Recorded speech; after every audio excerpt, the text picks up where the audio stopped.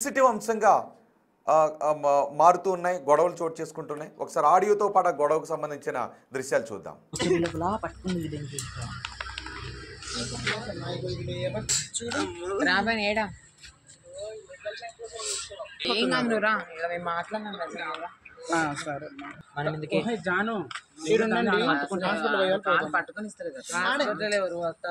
జాను తీసుకొని ఎట్లా పోతుంది?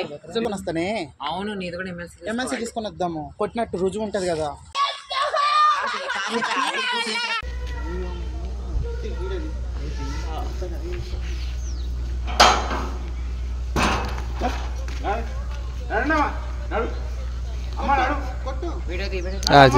ఏ నాన్న కొట్టుకోవడానికి వచ్చిన కొట్టు.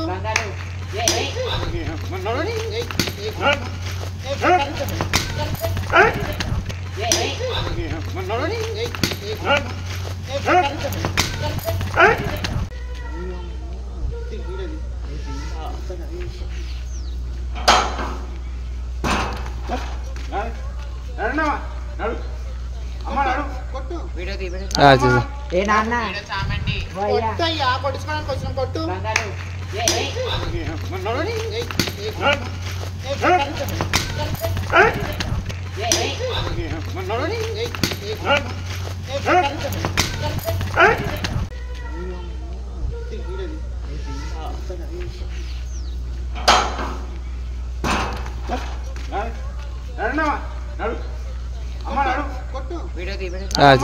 ఏ నాన్న కొట్టుకోవడానికి వచ్చిన కొట్టు.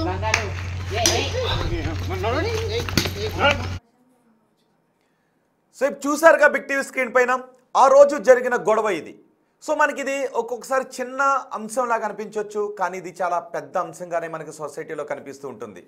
హిజ్రాల్ అంటూ ఉన్నారు, మాకు ప్రభుత్వం తగిన సదుపాయాలు కల్పించట్లేదు, ప్రభుత్వాలు ఎక్కడా కూడా, దేశంలో ఎక్కడా కూడా.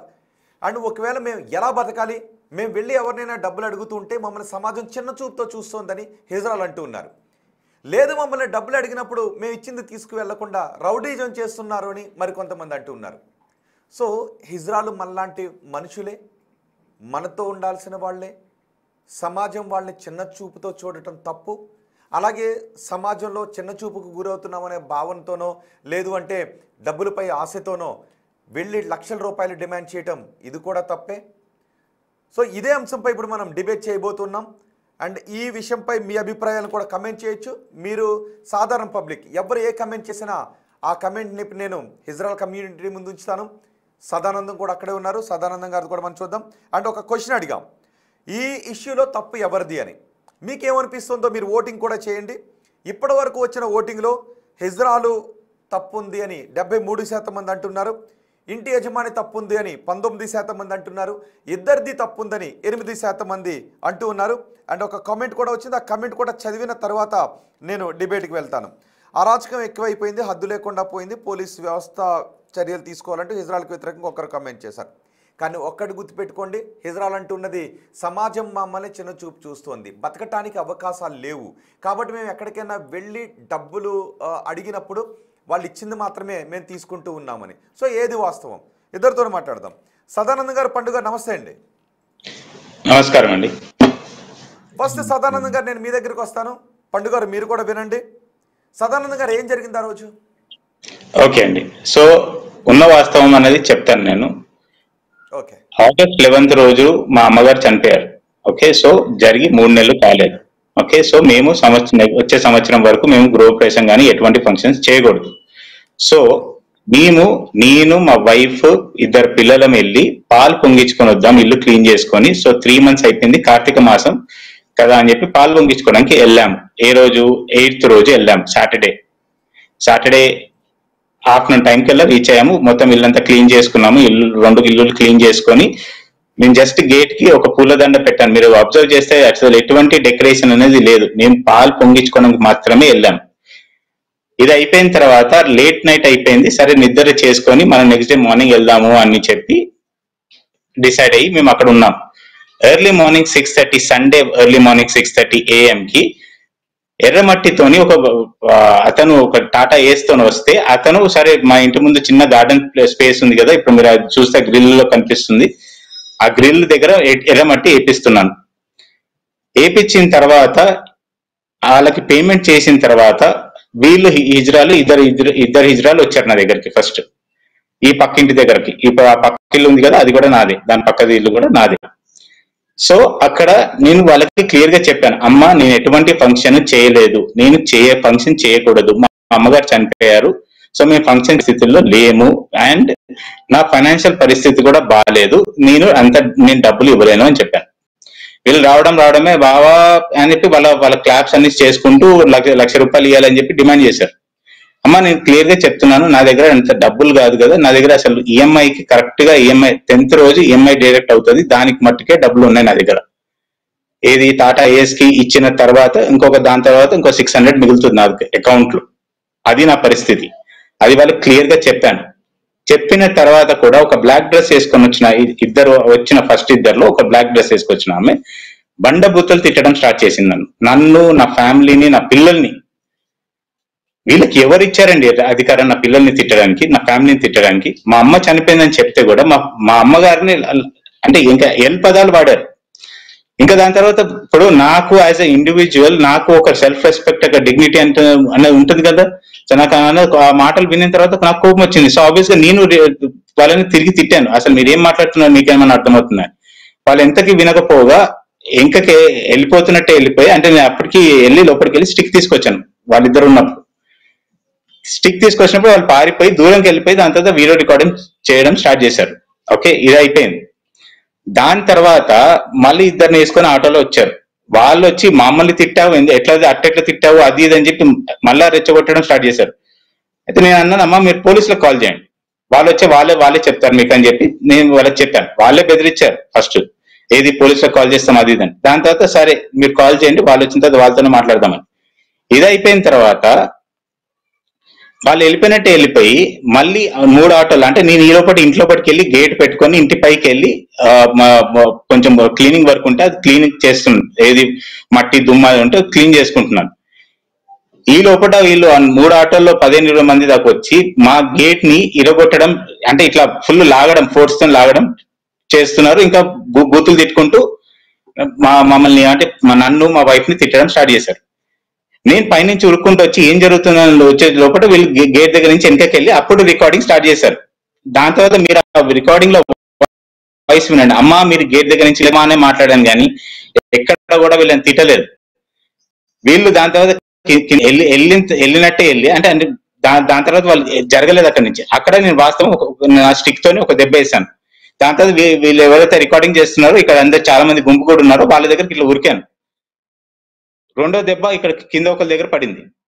2 దెబ్బలు నేను వేసింది. దాని తర్వాత ఈ లోపల వీళ్ళు రాళ్ళు వేసుకొని అక్కడి నుంచి ఇసరడము, దాని తర్వాత ఇంకా అక్కడ సెంట్రిక్ కర్రలు తీసుకొని నా మీద దాడి చేశారు.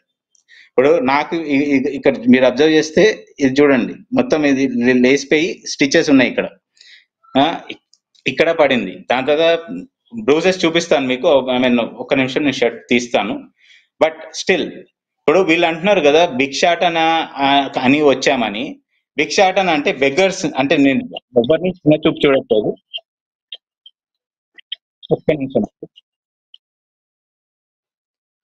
నేను ఎవరిని చిన్న చూపు చూడట్లేదు అని చిన్న చేసి మాట్లాడట్లేదు. కానీ మీరు ఒక్క మాట నాకు వాస్తవం చెప్పండి. ఇప్పుడు ఎవరన్నా అడుక్కుని, అంటే భిక్షాటన చేయడానికి వచ్చిన వాళ్ళు మనం ఎంత ఇస్తే అంత తీసుకొని వెళ్తారా, లేదా 1,00,000 రూపాయలు కావాలి అని చెప్పి డిమాండ్ చేయడం స్టార్ట్ చేస్తారా? దాని తర్వాత 1,00,000 కాదు, 1,00,000లో సగం కాదు, సగం అనుకొని వచ్చిన ఫస్ట్ 1,00,000 రూపాయలు అడిగారండి. ఓకే, 1,00,000 రూపాయలు అడిగారు నన్ను. ఆ బ్లాక్ డ్రెస్ అమ్మాయి, బ్లాక్ డ్రెస్ వేసుకొని వచ్చిన అమ్మాయి 1,00,000 రూపాయలు అడిగింది నన్ను. ఈ 2 ఇల్లులు కొన్నావు బావా, 1,00,000 రూపాయలు ఇవ్వవా నువ్వు మాకు, అది ఇది అని చెప్పి. నా దగ్గర లేదమ్మా, నా పరిస్థితి బాగాలేదు, నేనే లోన్లు పెట్టుకుని ఇల్లు కొనుక్కున్నాను నేను. నాకు అంత పరిస్థితి ఉంటే నేను సదానంద గారు ఒక్క నిమిషం. ఓకే, సదానంద గారు ఒక్క నిమిషం. ఆ రోజు ఎవరైతే వచ్చారో వాళ్ళ బంధువులు పండు ఉన్నారు, పండుతో కూడా మాట్లాడు. పండు గారు, మీకు తెలిసిన విషయాలు ఏంటి? సదానందం ఆ రోజు జరిగిన గొడవ ఏంటో చెప్పారు. సో మీకు తెలిసిన విషయాలు ఏంటి గొడవకు సంబంధించి? నమస్కారం అండి. యాక్చువల్లీ నా పేరు ప్రేమ్లీల, నిక్ నేమ్ వచ్చేసి పండు అంటారు. యాక్టివిస్ట్ గా కొన్ని సంవత్సరాల నుండి నేను మా కమ్యూనిటీ కొరకు పనిచేస్తున్నాము. సదానంద్ నంద్ గారు మీ యొక్క విషయమై మేము కొద్దిగా చింతిస్తున్నాము. ఫస్ట్ ఆఫ్ ఆల్ విషయాలలో కొన్ని విషయాలు నేను మాట్లాడాలనుకుంటున్నాను. ఎందుకంటే ఈ రోజు ట్రాన్స్జెండర్ సొసైటీని చిన్న చూపు చూడడంలో ప్రతి ఒక్కరు ఉన్నారు. చిన్న చిన్న పిల్లలను మొదలుకొని వినండి, మీరు మాట్లాడేటప్పుడు కాదండి, నేను మాట్లాడేటప్పుడు మీరు నేను చిన్న చూపు చూడలేదు. ఆ మాట నేను చిన్న చూపు చూడలేదు. సదానంద్ గారు, మీరు మాట్లాడేటప్పుడు నేను ఒక క్వశ్చన్ అన్న వేసాను, మీకు వేయలేను కదా. వినండి. సమాజంలో అందరు మమ్మల్ని చిన్న చూపుతో చూస్తున్నారు.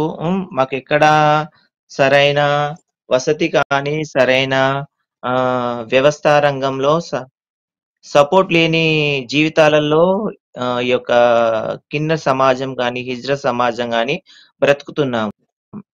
మీరు ఇంత ముందుకు లైవ్ లో చెప్తున్న విషయాలలో ఒక మాట అన్నారు, నేను బూతులు మాట్లాడలేనని అన్నారు. కానీ వీడియోలో స్పష్టంగా వినపడుతుంది నీ అమ్మలారా అన్నావు. నేను మాట్లాడిన తర్వాత మీకు ఏమన్నా ఉంటుంది వినండి నేను చెప్పాక మీరు మాట్లాడండి. తర్వాత లేకపోతే మీరు మాట్లాడుతుంటే వినేసిన తర్వాత మనం మాట్లాడదాం. ఓకే, పండు మాట్లాడండి. తర్వాత మా కమ్యూనిటీ వాళ్ళు ఒక్కసారి ఇలా బదాయి అంటారు. యాక్చువల్లీ ఈ భిక్షాటనకు వచ్చినప్పుడు ఎవరైనా దాతల దగ్గరకు వచ్చినప్పుడు ఒక్కరిద్దరు వచ్చినప్పుడు అయితే వెంటనే తీసుకొని వెళ్ళిపోతారు.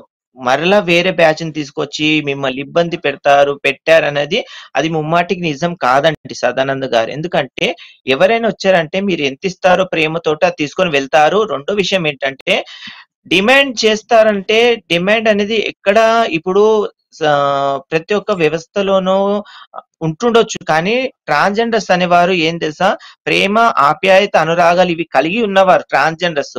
మీరు అనుకుంటారు ఎక్కడో ఒక ట్రాన్స్జెండర్ చేయగానే ప్రతి ఒక్క